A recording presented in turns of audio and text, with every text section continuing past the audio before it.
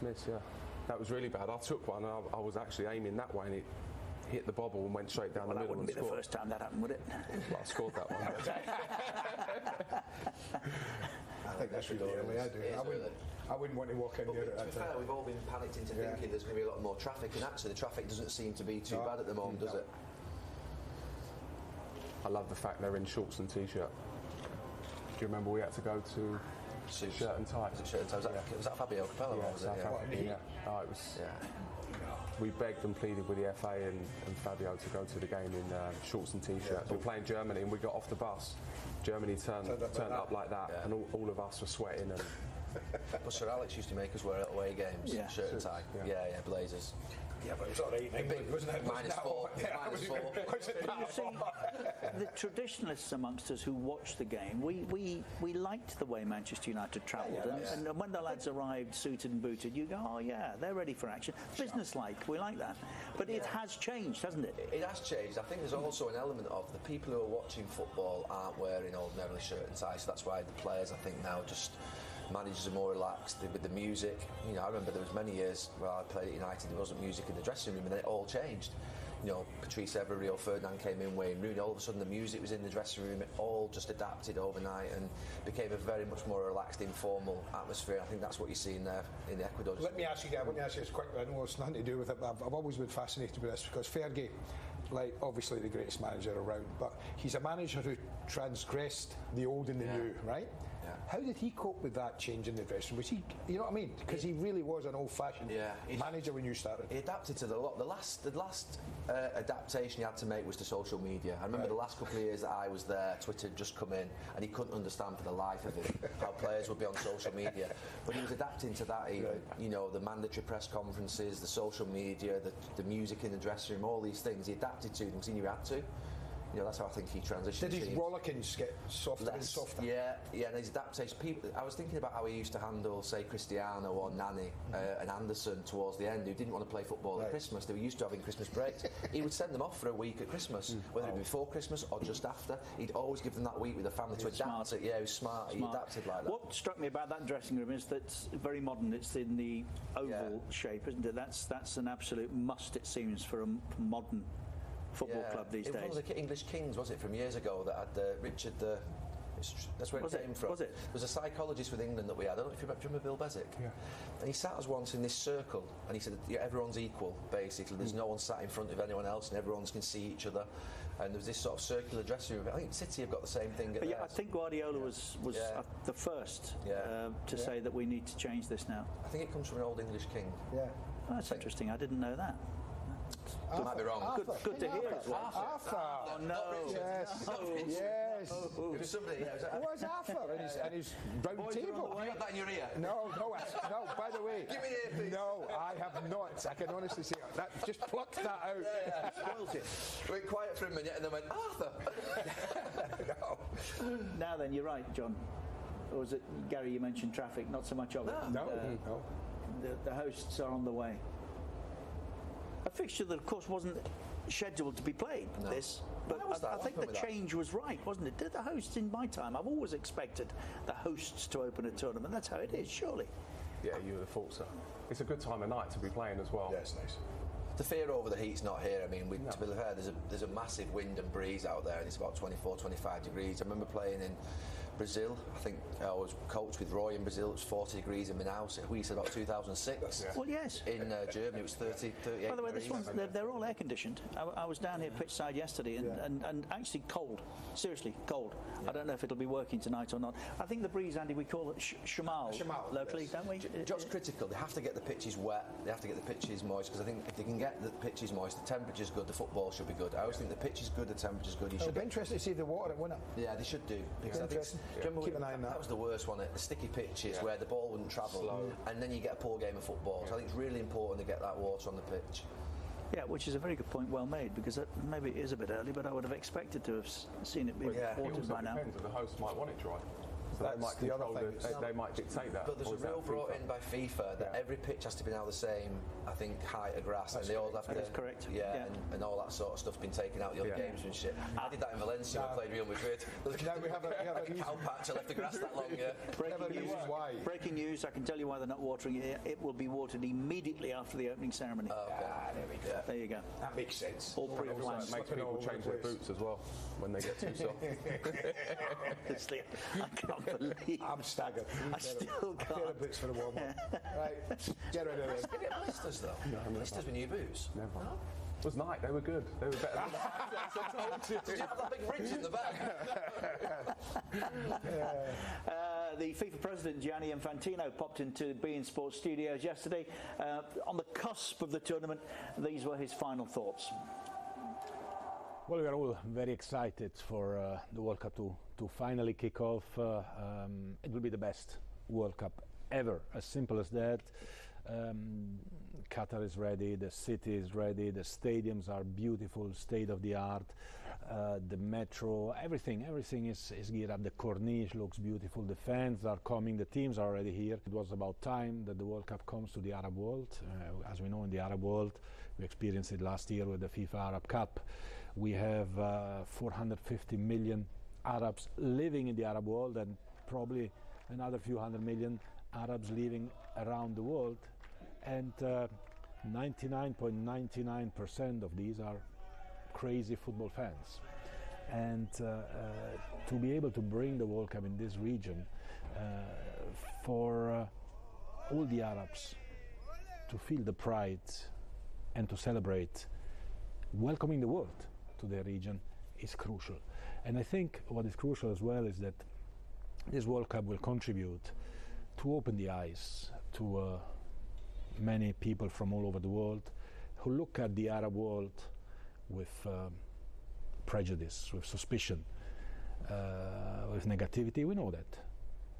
And they will come here, they will experience a country which is very Arab, but very open as well. A country where you can come and celebrate with your friends the World Cup football. So this cultural enrichment of the world coming to the Arab world and the Arab world presenting itself to the world is something that only the World Cup can bring. A World Cup is a unique event. Here it's even more unique because the whole country, the whole city is geared up as a football theme park almost. So the advice, the opinion for everyone is, come and enjoy the football. Go to watch games every day. You are not Argentinian, but you have the possibility to go and watch Messi because he's here. You're not Portuguese, but you have the opportunity to go and watch Ronaldo. You're not French, but you can go and watch Messi, or Mbappé, or Neymar for Brazil, the same, or many others.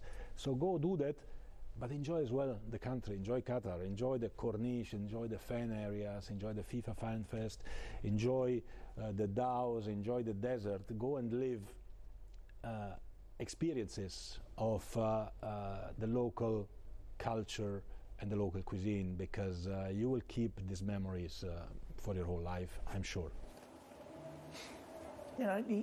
So many things that he said there he's right about. One of them being that there's been some criticism of this state, this country, that it's not a football hotbed. Well, let me tell you something. As someone who's lived here with Andy for the best part of the last decade, it is. And what I've always argued, Andy, and that's with, and it'd be interesting to hear what Gary and John think about it, but I've always felt that we moved to a place whereby big teams play big matches outside of the borders of their own country.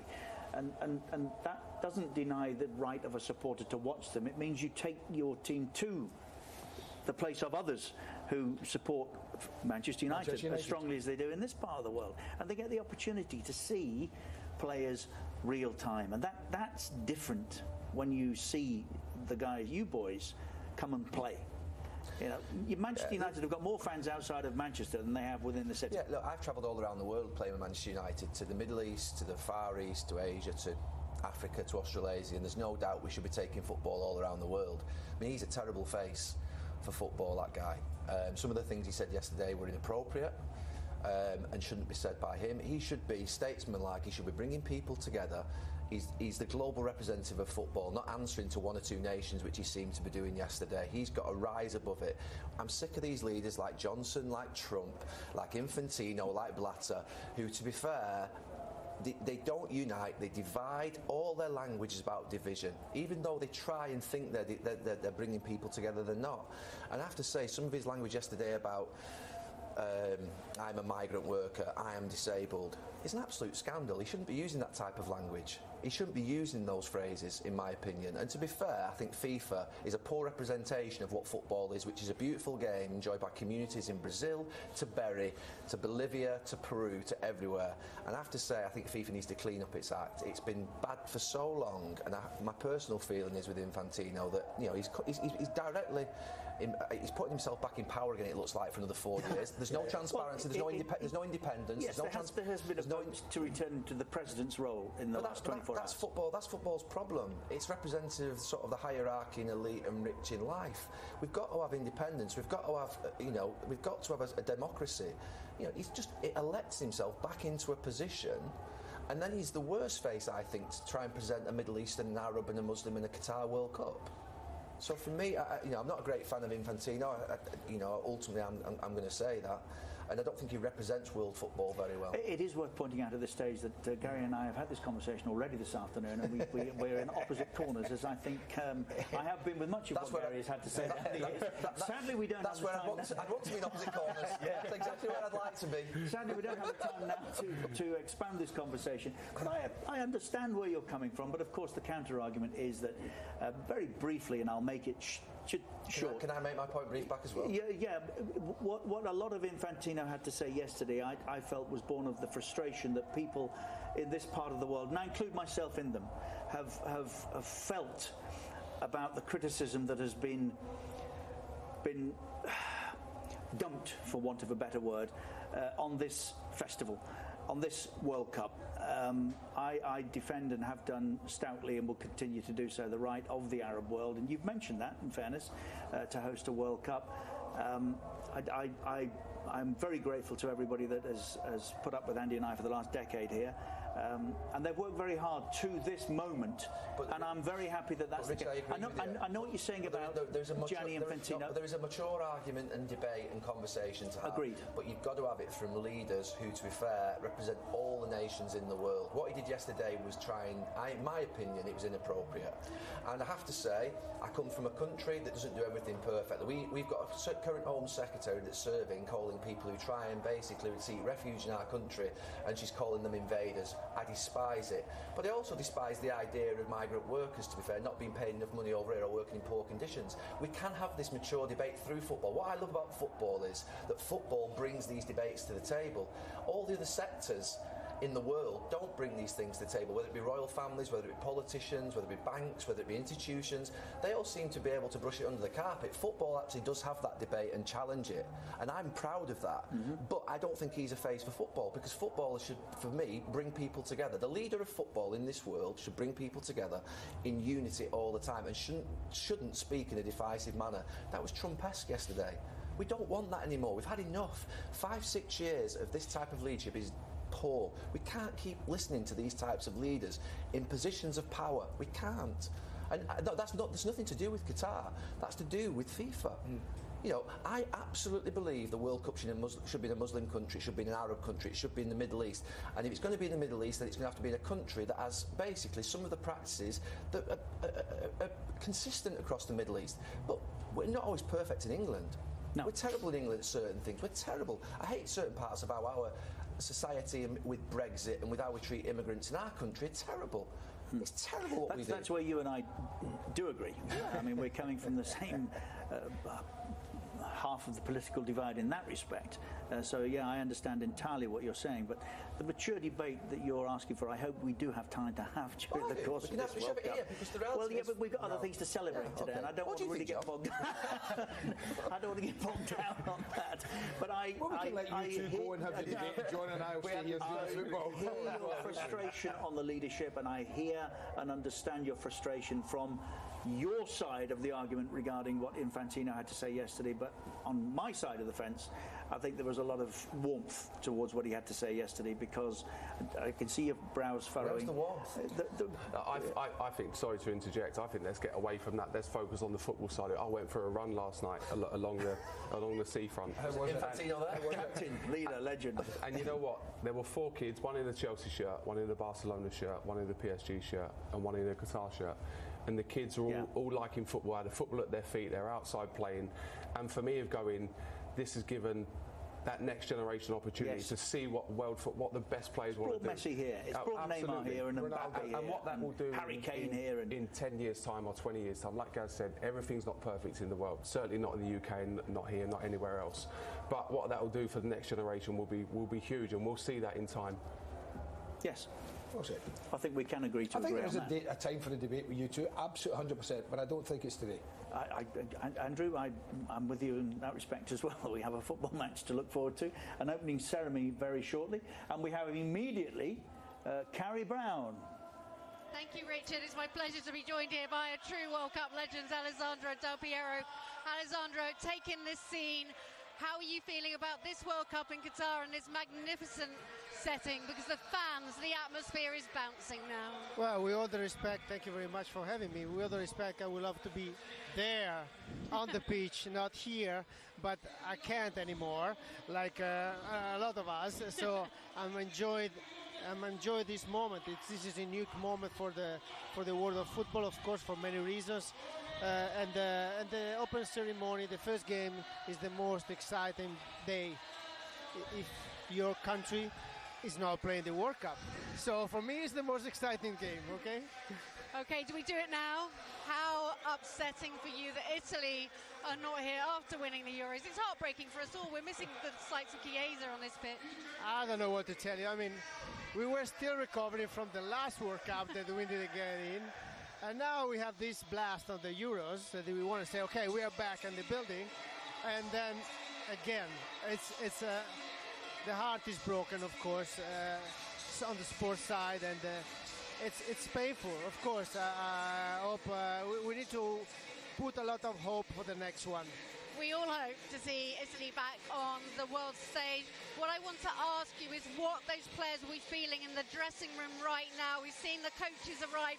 They've gone in, opening their own home World Cup. What are those nerves like? Well, I think all your life comes in those minutes before you get in. And I'm not talking also about your sports life as a professional football player, but I'm talking generally speaking, the people that is around you, the people that help you to reach that, the people that hates you, the people that are talking about your performances and what is around you. So that is a unique moment, and for the Qatar team is more unique as well because they play home. Not a lot of football players that have this opportunity. For example, I didn't have this opportunity, so having your World Cup in your home, it's priceless. And they're going to be a lot nervous. Emotional side is going to be a huge game for them. We all remember one of the best goals scored in World Cup football, your beautiful goal coming from nowhere in the final moments to get you into the semi-final, and that iconic image after those penalties of you holding the World Cup. What does it mean to have that World Cup in your hand? I don't know exactly to explain you what does it mean. I mean, it's more than a cup, than a winning goal. If you're a striker, you live for the goal. But no, it's more. You really feel complete in that moment. You feel, wow, it's happening to me for real. I've been all through this journey for this amazing moment. Everything seems that you fly, and that you are floating in the sky, and this is still going. I mean, I'm enjoying it. I have to ask you, a Juventus legend, your longest-serving, highest-scoring player of the club, your reaction to a former Juventus player, Ronaldo, his interview, his imminent, apparently, departure from Manchester United. How is he handling the end of his career? Your thoughts and your advice for him, because it's very hard when there's stars like you to see the end of a career. Well, I don't know why he did that in that way. For me, it's too much. But for sure, he went all in. He went all in, you know, talking about another kind of... he put all the pressure on him now.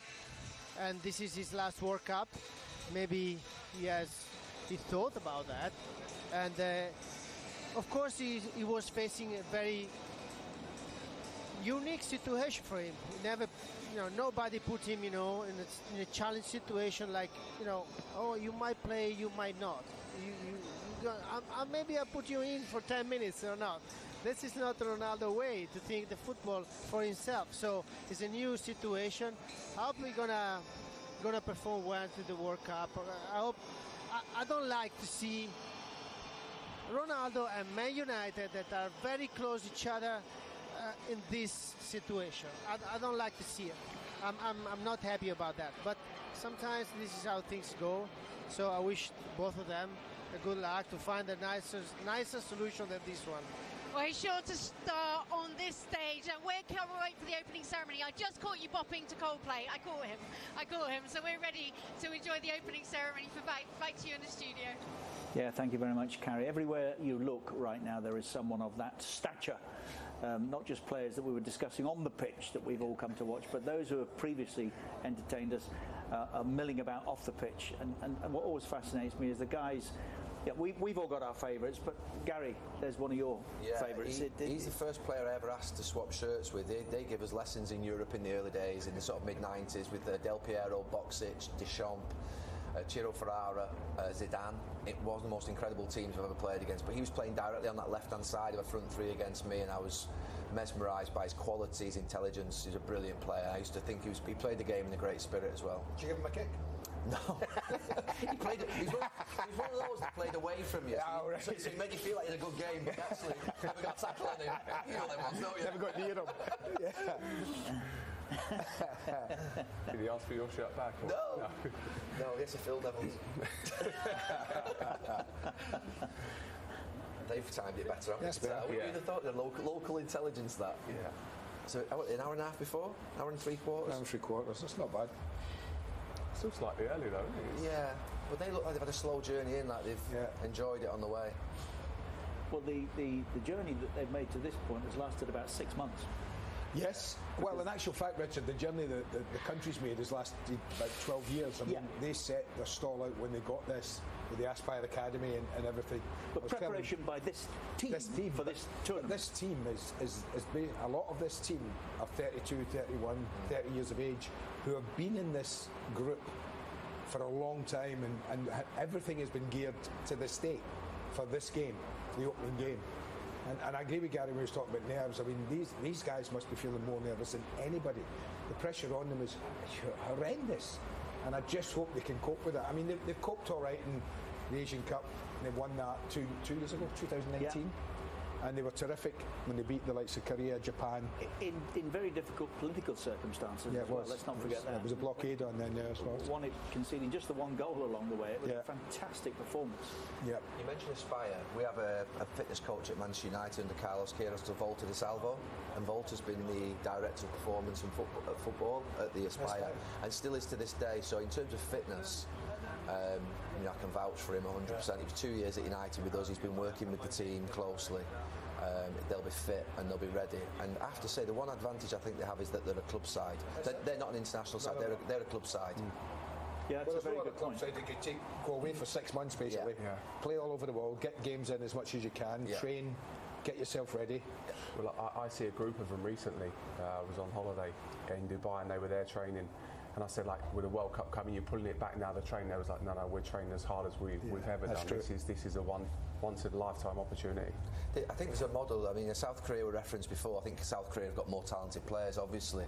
But I think they did something similar before their home World Cup and did very well out of it. And it is a massive advantage for them to have been together for so long. It has to be. Do you think we should mention that no host has ever lost the opening game? I don't think you should. No host has ever lost the opening game, no. Only South Africa have failed to come out of the group. Correct. But I'm not sure they'll lose. No, I'm not sure. I'm not sure they'll lose. Ecuador have struggled to score goals. I'm not predicting it. No, that's a fact. I don't want it. Yeah, that's a fact. No, we don't want it. No, obviously not for the country, no. I mean, they're different than changing rooms in our day, aren't they? Them? Yeah, a little bit slightly better. That looks like somewhere you'd like to go and party and disco, isn't it? Is disco still a word? Is that TVs above them as well? Is that TV screens at the top? Is that the names on there? It looks like digital screens with names on, is it? Or yeah. What it is in stark contrast to Selhurst Park. It's funny how you talk about how the game's changed. Richard and I were down at the touchline yesterday, and we're walking past the dugouts, and not so much you, but even in your beginning of your day, I think the dugouts had about 6 or 7 people in them. Yeah. Oh no. Yeah. That would be how many seats did you count? 27 seats. 27 seats. They've got in the UK little heated switches now, heated seats. Yeah.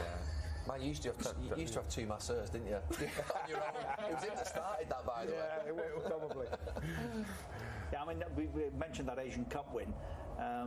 Very well received, obviously, in this country. But it was not just something that happened, Andy. Again, preparation had been a little bit like this, hadn't it? I mean, Gary's talking about club side. There is an attitude in that respect that these boys have, and they can play. Well, I mean, a lot depends. We were talking about it earlier on him, Almos Ali, who was a top goal scorer in this tournament. I think he got 9 goals. He was terrific, and they can do things like that.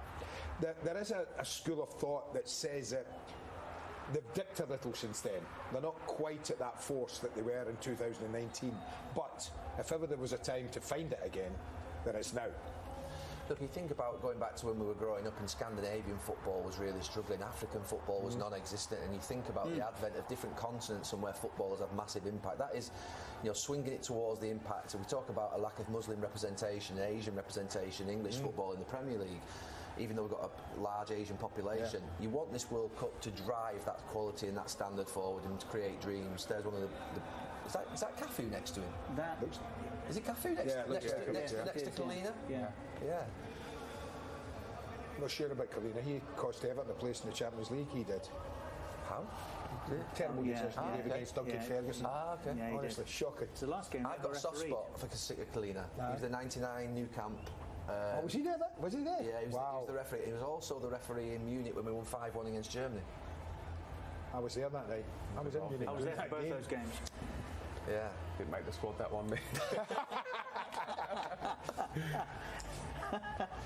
In Russia, the South American fans lit up the place like you wouldn't believe. I think you might find that again. Yeah, absolutely fantastic. Well, they've been in early, the Ecuadorian fans just below us. Yeah.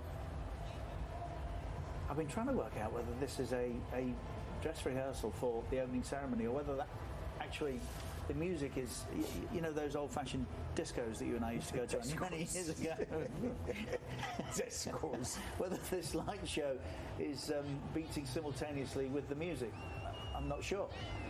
No, I think it's all part of the entertainment at the moment. The big screens are full of performers.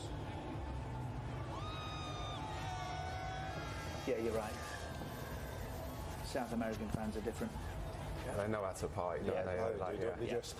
I think the players play a little bit like that. The ones I've played with over my time, they've got a different attitude. You see, like us talking there before games would be a little bit nervous.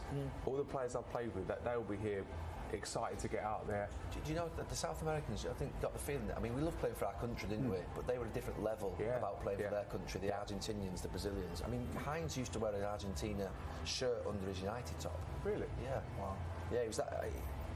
Is that important to them? That important. So I used to think that with Anderson, I used to think that with Heinz, I used to think that with Tevez. They're just obsessed with their countries. Country was first, club was second. Whereas we're a bit different, aren't we? Yeah, that was our problem, I think, wasn't it? Yeah. It was, wasn't it? You look at our team, it was... But England fans are like that, don't you think? Yeah. England fans would rather love their club. Man United fans and Chelsea fans want to see Man United and Chelsea do well. Yeah. Yeah, if you ask fans who you support, they're not going to say England. They're going to say Manchester United, Manchester City, Chelsea, Arsenal. Correct. That is the Al Bayt Stadium, about 36 kilometres north of the capital city, Doha, where tonight the FIFA World Cup Qatar 2022 opens.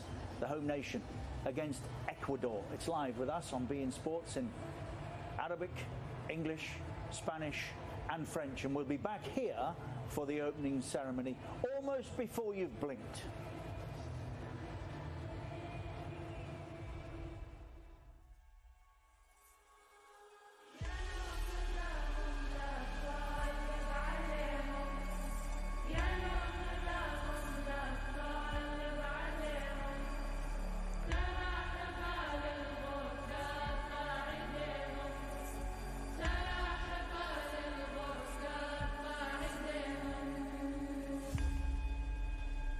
heard something beautiful.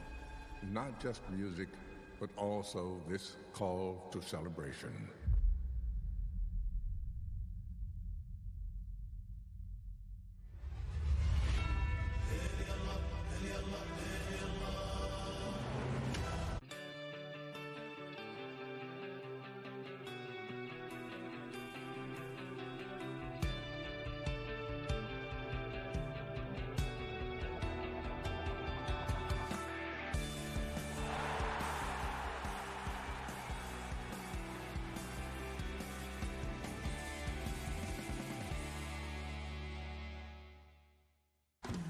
This is my family. Every World Cup, we all get together. Mate, let's go. Vamos. Karim eats goals for breakfast. Leo, he's one of a kind. With Sonny, everything's brighter. Nobody's faster than Hakimi. Serge's style is unbeatable. And you can't forget about your boy Storms. When football is everything, impossible is nothing.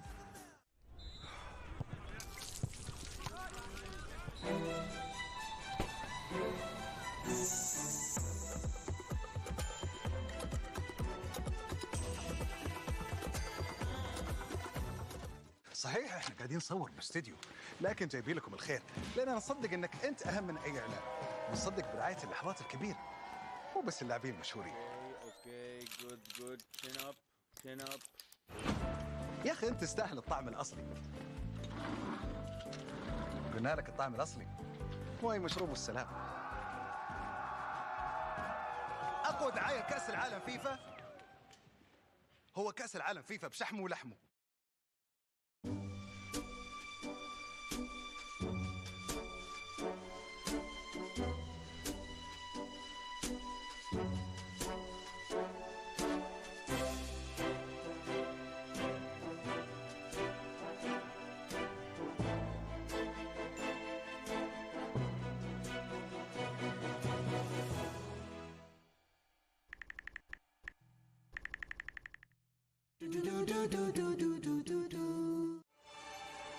Why do we travel? To discover the unimagined, to see new places, new realms, new worlds. We travel to step into the extraordinary, discovering not just new things to see, but new ways to be. Discover another side of yourself in Arabia. مباراة عادية جدا لا جديد فيها عندي، لكن ما الذي يحدث؟ يا إلهي، ليز يتدخل، دخول قوي من هتان، فهبري يسجل موقف خطير. هذه عندك يا حكم، مرتدة سريعة بس العويسة أسرع، حاول بيوم ثاني. كذا أحلى مع ليز. لحظات الكورة يبينها. The game's not over yet. We have everything to change this game. We have the will, the desire for better, the heart, and the inspiration. When we stand united for sustainability, we can still win this game. We have the people. Goal of the century. You can now enjoy more of what you love with Etisalat's new content passes. Get 20 gigabytes of content data to enjoy more. More gaming. More music. More video streaming. And all things social. Free subscriptions and more benefits. Add content passes to your postpaid plan for only 100 dirhams.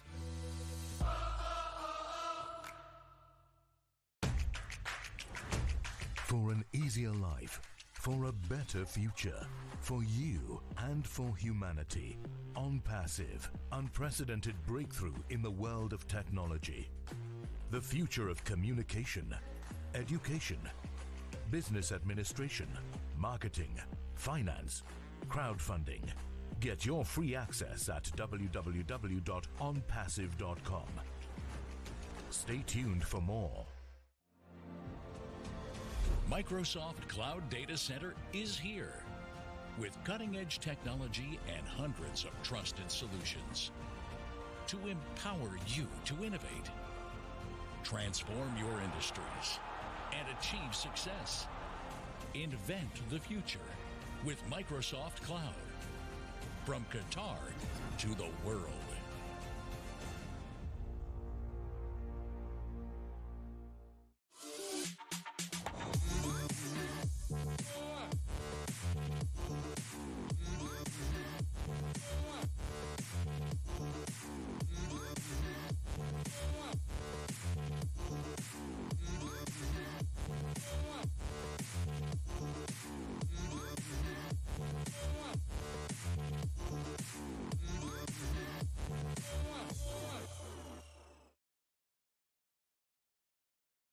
Every 4 years, something comes around where billions become a national team coach. And we learn that football is not just a sport. It's a movement that gives us the belief that we are all capable of great things. Inspiration. It's in all of us. Kia. Movement that inspires.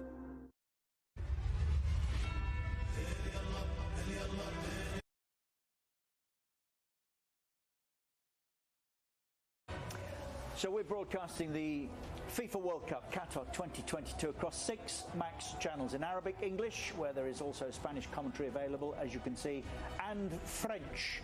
We have 4K available in Arabic and English. Ah, there he is again. Ah, that's where that Ronaldo and Messi advert came from.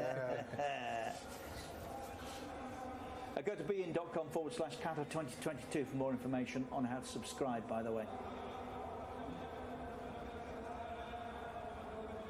I don't know about you two, but I like that trophy. Yeah. I think when the Gilles Rimet original one went, you kind of thought, what will they do? How will they make it even better? And I think they've made it even better. I love that trophy. Looks amazing. I love him, Marcel, my hero. He's great, isn't he? Yeah. You played alongside him, didn't you? Yeah, a couple of years, yeah. Back end of his career, but he was still... We deep then? Deep. Dropping off. What, in my pace and his... On the King's Road. I wanted to... Park the bus before it was even invented.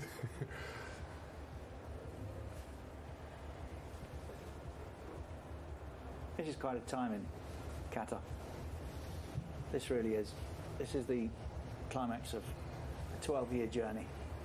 Well, in fairness, there was a lot of hard work obviously put into the bid and prior to the decision that was made, so add 3 or 4 years probably to that. And there's been much debate about the award, about the fact that the tournament would take part in this part of the world, let alone this country. Some of it justified, and it will continue, I'm sure, across the next 4 weeks, but we are here.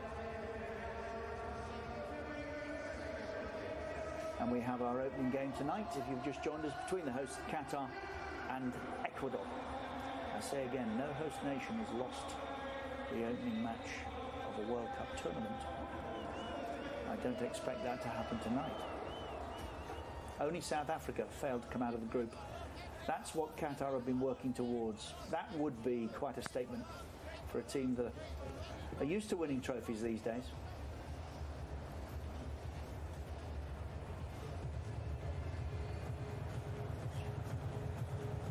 No Mane for Senegal? No. It's a boost. Well, boost for these two teams. Yeah, but for us it's not, is it? No, for us it's not, but for these two teams it gives them maybe more of a chance.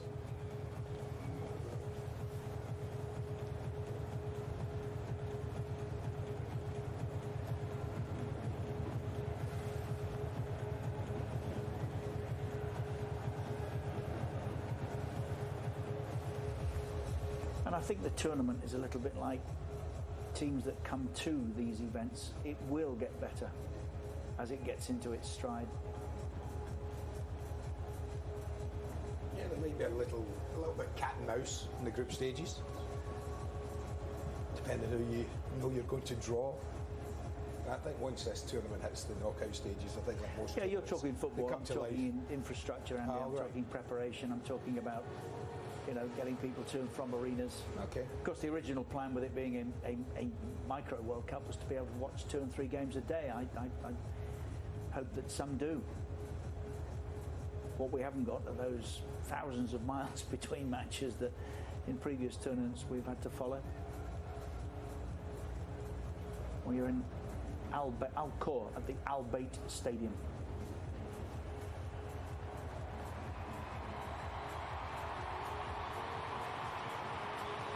Father Amir, who was in Switzerland, of course, those 12 years ago when the announcement was made. It was his dream that this should happen in his country. And tonight, that dream becomes reality.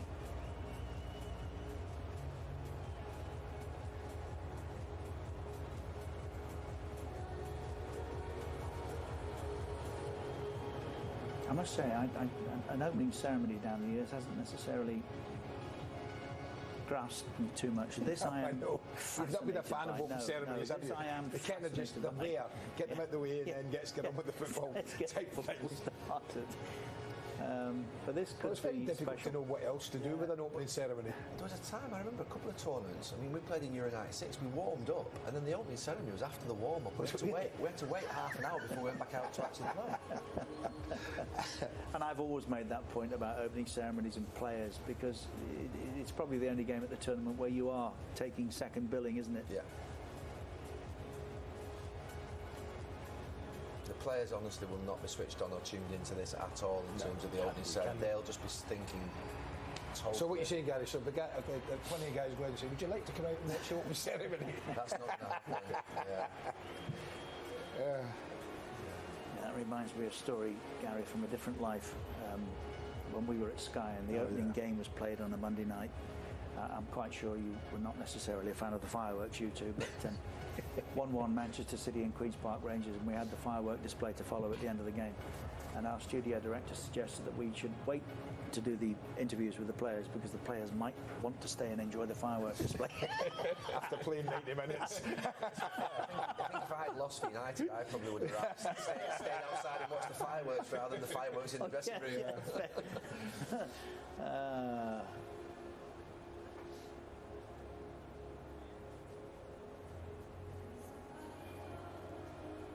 High-profile dignitaries every which way you turn, as many as there are high-profile footballers in this part of the world at the moment. You could make 1 or 2 all-star teams, that's for sure. Just about. Yeah. Couldn't you?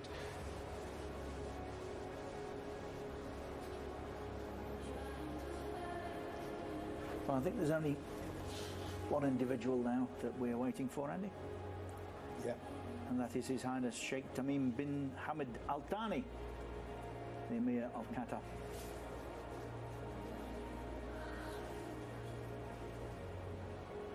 We're on the cusp of our opening ceremony now.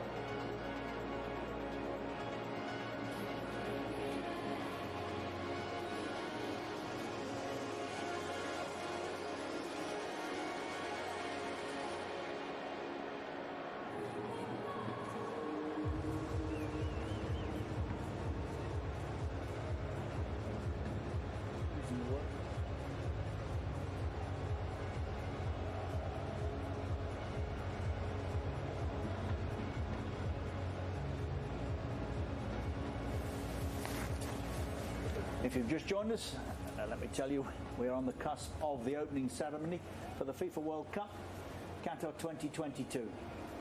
The opening game of this tournament will be played here tonight between the hosts, Qatar and Ecuador. I can see on the far side there of your picture, there's people shuffling about, in front of what I imagine are enormous great flags. There will be a light show, that's for sure. Yesterday at this time, Andy and I were in the stadium, and